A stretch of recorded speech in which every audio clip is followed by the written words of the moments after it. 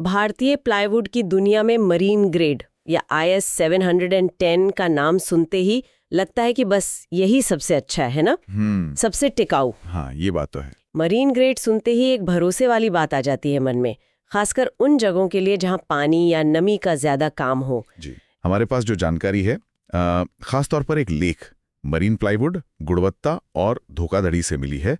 उसके आधार पर हम ये समझने की कोशिश करेंगे कि इस मशहूर मरीन प्लाईवुड मतलब IS 710 और जो आम घरेलू प्लाईवुड होता है IS 303 उसमें असल फर्क क्या है जी। और ये जो बाजार में नकली माल और गलत मार्किंग की बातें सुनने में आती है उसकी सच्चाई क्या है। हम बात करेंगे कि IS 710 और IS 303 ये दोनों मानक असल में किस जरूरत के लिए बने हैं। हाँ, IS 710 में ऐसा क्या खास होता है और ये जो बाजार में नकली 710 की मोहर लगाकर प्लाईवुड बेचने की समस्या है ये कितनी बड़ी है और क्यों है, और शायद ये भी कि ग्राहक कैसे बच सकते हैं। हाँ बिल्कुल, खरीदार कैसे चौकन्ने रह सकते हैं और इस स्थिति को सुधारने के लिए क्या किया जा सकता है, इस सब पर बात करेंगे। देखिए, IS 710 मानक खास तौर पर उन स्थितियों के लिए तैयार किया गया है जहां प्लाईवुड का सामना बहुत ज्यादा नमी, पानी या समुद्री वातावरण से होना है।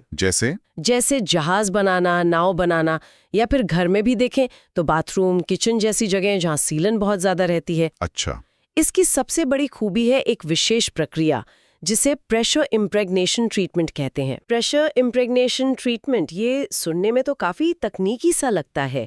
इसका मतलब क्या हुआ आम भाषा में? हाँ, तकनीकी है थोड़ा। इसका मतलब है कि प्लाईवुड को खास रसायनों के घोल में डालकर फिर दबाव के जरिए मतलब प्रेशर से उन रसायनों को लकड़ी के रेशों के एकदम अंदर तक पहुंचाया जाता है। जानकारी के अनुसार मानक ये कहता है कि प्रति क्यूबिक मीटर प्लाईवुड में कम से कम 12 किलोग्राम रसायन सोखे जाने चाहिए। इसे 12 किलो रिटेंशन कहते हैं। 12 किलो रसायन 1 क्यूबिक मीटर में, ये कौन से रसायन होते हैं इसमें? ये काफ़ी असरदार रसायन होते हैं, जैसे कॉपर क्रोम आर्सेनिक जिसे CCA कहते हैं, या कॉपर क्रोम बोरोन CCB, या फिर एसिड कॉपर क्रोम ACC।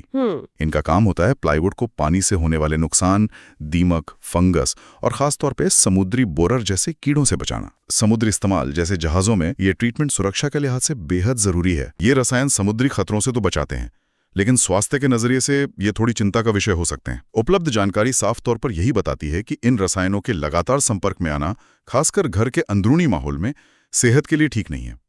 इनमें मौजूद तत्व जैसे आर्सेनिक और क्रोमियम वो हानिकारक हो सकते हैं। इसीलिए जो असली IS 710 है उसका इस्तेमाल केवल उन्हीं खास जगहों पर होना चाहिए जहां इसकी तकनीकी जरूरत है, न कि आम घरेलू फर्नीचर में जैसे बेड या अलमारी बनाने में। तो अगर ये रसायन घरेलू इस्तेमाल के लिए सुरक्षित नहीं है, तब तो ये नकली मार्किंग वाली समस्या और भी गंभीर हो जाती है ना? लोग अनजाने में क्या खरीद रहे हैं। बिल्कुल, यही तो चिंता की बात है। खैर, पहले IS 303 की बात पूरी करते हैं। वो इस IS 710 से कैसे अलग है, उसका क्या काम है? देखिए, IS 303 मानक पूरी तरह से घरेलू जरूरतों को ध्यान में रखकर बनाया गया है। ये घर के अंदर इस्तेमाल होने वाले फर्नीचर जैसे कि bedroom, drawing room, study room वगैरह, इनके लिए बिल्कुल सही है। यहाँ तक कि सामान्य किचन या बाथरूम कैबिनेट्स के लिए भी इसके उपयुक्त ग्रेड्स आते हैं। अच्छा, इसके भी ग्रेड्स होते हैं? जी हाँ, IS 303 के तहत भी नमी सहने की क्षमता के आधार पर अलग अलग वैरायटी होती हैं।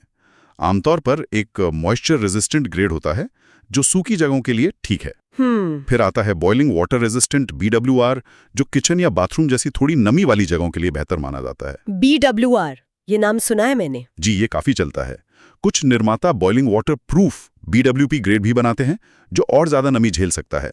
लेकिन सबसे अहम बात यह है कि IS 710 में IS 303 वाले वो तेज और कह सकते हैं स्वास्थ्य के लिए चिंताजनक रसायन वो इस्तेमाल नहीं होते। अब आते हैं उस मुद्दे पर जिसने बाजार में इतना भ्रम फैला रखा है। जानकारी ये इशारा कर रही है कि धड़ल्ले से IS 303 पर IS 710 की मोहर लगाकर बेचा जा रहा है। ये कैसे हो रहा है? यही इस पूरी चर्चा का सबसे चिंताजनक पहलू है। बाजार में ये एक बड़ी समस्या बन चुकी है। कई निर्माता और विक्रेता वो कम लागत वाले IS 303 ग्रेड के प्लाईवुड पर गैर कानूनी तरीके से IS 710 की मार्किंग कर देते हैं। पर क्यों? आखिर ऐसा करने के पीछे क्या वजह है? सिर्फ पैसा? हाँ, मुख्य वजह तो आर्थिक ही है।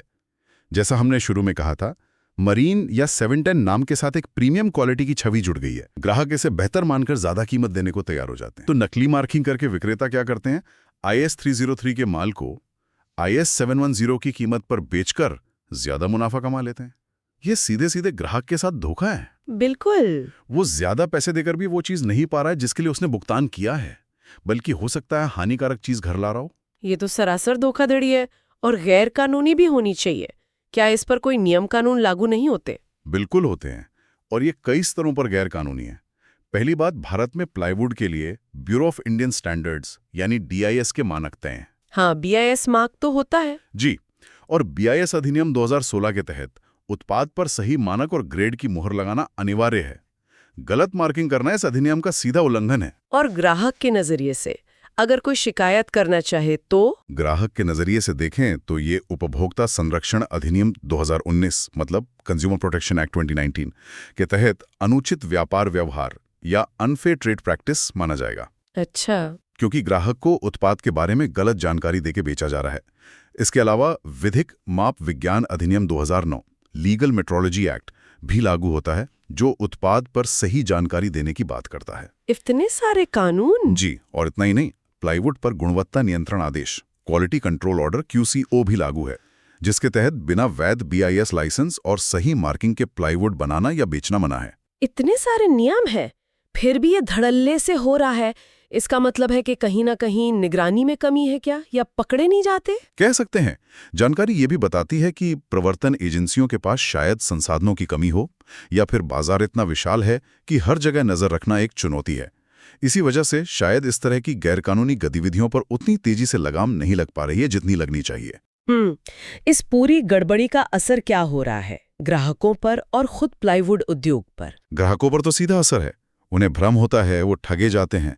ज्यादा पैसे देकर उन्हें कम गुणवत्ता वाला या अपनी जरूरत के हिसाब से बिल्कुल गलत उत्पाद मिल जाता है। हाँ, ये तो है। सोचिए, किसी ने वाकई समुद्री इस्तेमाल या बहुत ज्यादा नमी वाली जगह के लिए सोचकर नकली 710 खरीद लिया, तो क्या होगा? वो प्लाईवुड जल्दी खराब होगा और नुकसान हो सकता है। सही बात है। और उद्योग का क्या?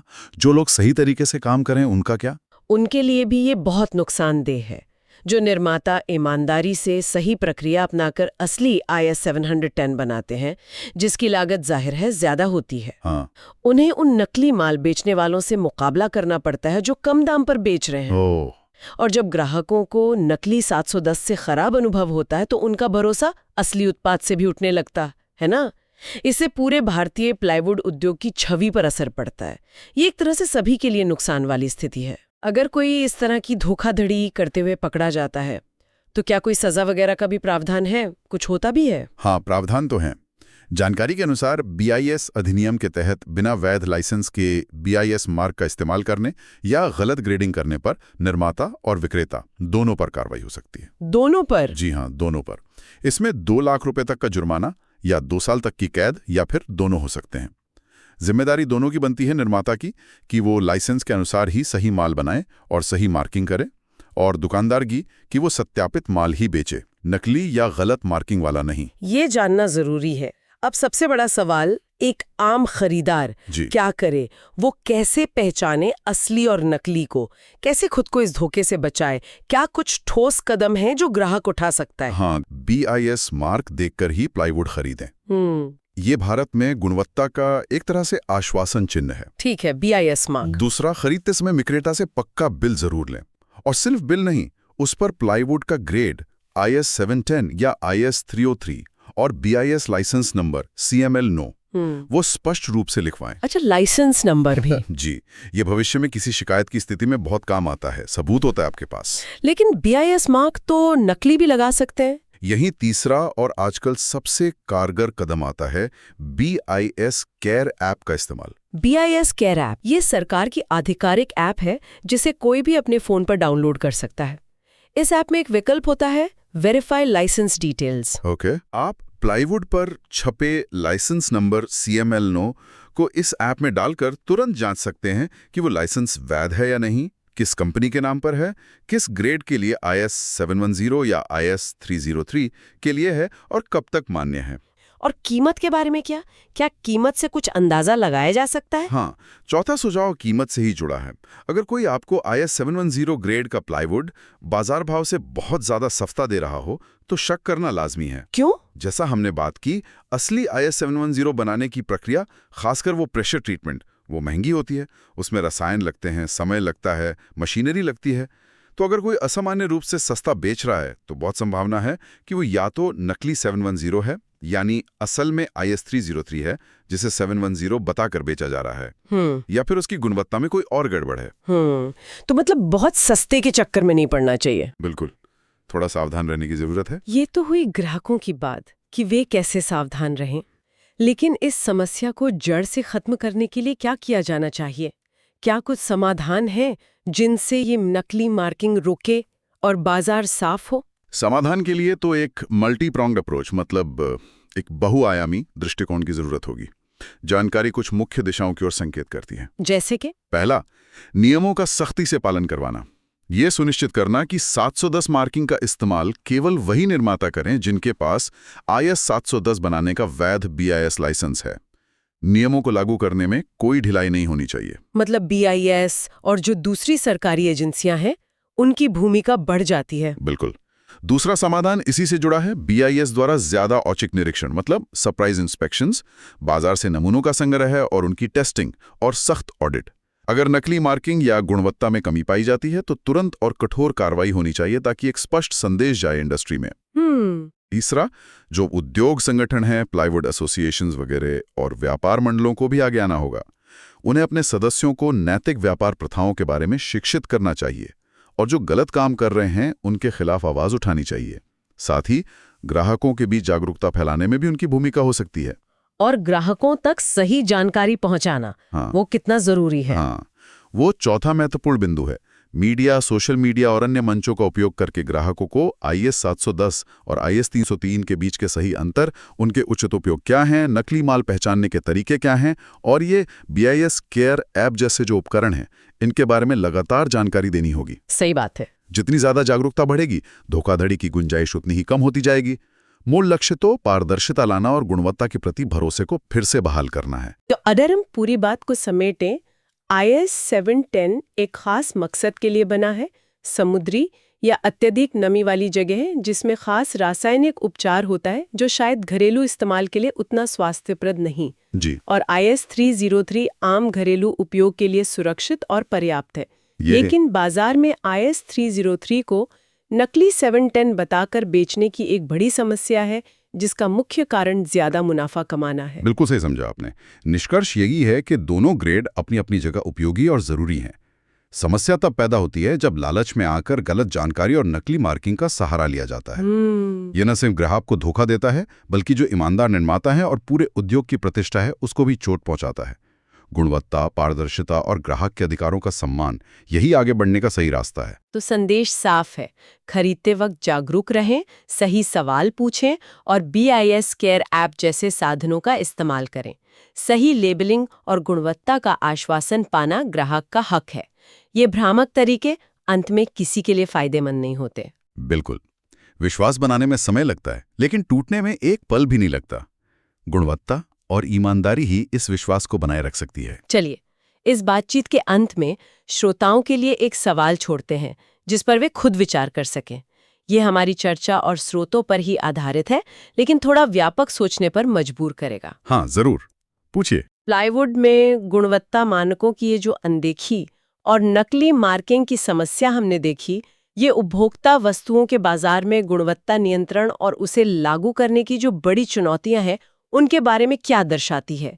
जरा सोचिए, जब एक प्लाईवुड जैसी चीज में जिस पर मानक लगे हुए हैं उसमें भी प्रामाणिकता सुनिश्चित करना इतना मुश्किल हो सकता है, तो हमारे इतने विशाल और विविध बाजार में अनगिनत अन्य उत्पादों की गुणवत्ता और असलियत को बनाए रखना कितना जटिल होगा और इस पूरी व्यवस्था को कितना मजबूत और जवाबदेह होने की जरूरत है ताकि आम ग्राहक ठगा ना जाए। इस पर सोचिएगा जरूर।